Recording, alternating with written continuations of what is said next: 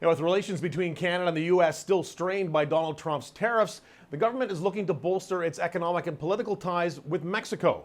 Last month, Prime Minister Mark Carney spoke to Mexican President Claudia Sheinbaum by phone. And this past week, he sent down two of his cabinet ministers, with Finance Minister Francois-Philippe Champagne and Foreign Affairs Minister Anita Anand, to Mexico to meet with her in person.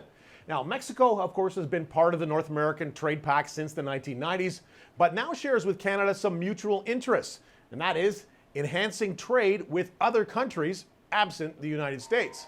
But Sheinbaum was very clear after meeting the two Canadian ministers that she is not pursuing a bilateral trade deal with Canada, saying that, hey, we already have a three-way trade deal with Canada and the U.S. But part of the goal here from the Canadian side is to repair relations that may have been damaged shortly after Trump became president, when Ontario's Premier Doug Ford publicly urged the federal government to freeze out Mexico from any future trade talks with the U.S., to effectively go it alone in the hopes of getting a better deal from Trump.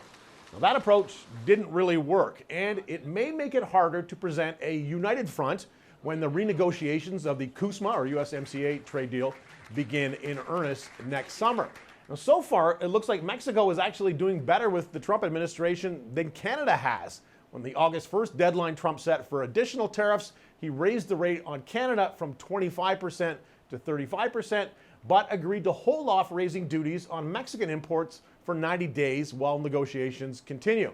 Now, Sheinbaum and Carney last met face-to-face on the sidelines of the G7 summit in Alberta in June, but the Prime Minister has said he plans to travel to Mexico for another chat in the near future, very likely sometime in September, before the House of Commons returns after the summer recess. Glen McGregor, City News, Ottawa.